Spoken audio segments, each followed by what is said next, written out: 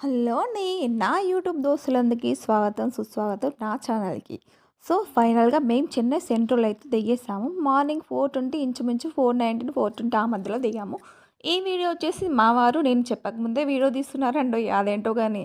ఇలా చూసుకుంటే ఇలానే దిగాము. దిగిన తర్వాత లోపలికెళ్ళాలంటే ఇంచుమించు 5 మినిట్స్ నడవాల్సిందే. సో, టైం అక్కడ కనిపిస్తుంది. నేను మీకు టైం చెప్పనవసరం లేదు. సో, లోపలికైతే ఎనీ టైం చెన్నై సెంట్రల్ వచ్చేసి చాలా పెద్దగా ఉంది. చాలా పెద్దగా ప్లస్ నీట్‌గా కూడా ఉందండి. చూడండి చాలా జనాలున్నారు. అయినా కూడా పీస్‌ఫుల్‌గా ఉంది.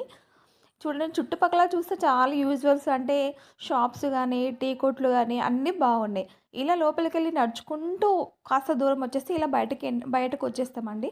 సో, బయటకొచ్చిన తర్వాత మా క్యాబ్ కావాలండి. క్యాబ్ కావాలంటే అక్కడి నించొని ఫోన్ సెర్చ్ చేసి క్యాబ్ ప్లస్ మనం ఉన్న లొకేషన్ ఎళ్ళాల్సిన లొకేషన్ పక్కాగా పెట్టాల్సింది. సో, అంతవరకు ఏం చేద్దామనేసి మా ఆయన అయితే ఇలా వీడియో తీస్తున్నాడు.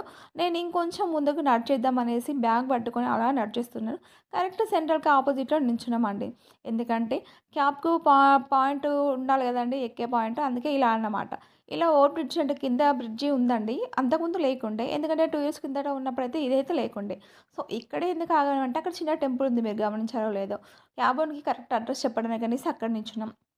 సో, విజయవంతంగా అయితే ఎళ్ళేసాము. చలిలో బాగా అంటే బాగా చలిగా ఉంది. చాలామంది జనాలు బయటైతే పడుకున్నారు. నేనైతే ఇలా వీడియో తీస్తూ మా ఆయన నన్ను వీడియో తీస్తున్నాను. నేను ఆయన్ని వీడియో తీస్తున్నాను. సో, ఫైనల్‌గా క్యాబ్ కోసం అయితే చాలా సేపు చూసాము.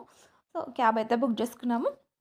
అదొచ్చేసరికి చుట్టుపక్కల చూద్దాంలే సరదాగా అనేసి అలా చూస్తూనే ఉండిపోయాం. చలికి వణుకుతూ మరి వీడియో తీస్తున్నామండి.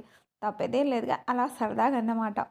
సో, ఈ వీడియో నచ్చినట్టయితే లైక్ చేయండి, షేర్ చేయండి. ఓకే. Thank you.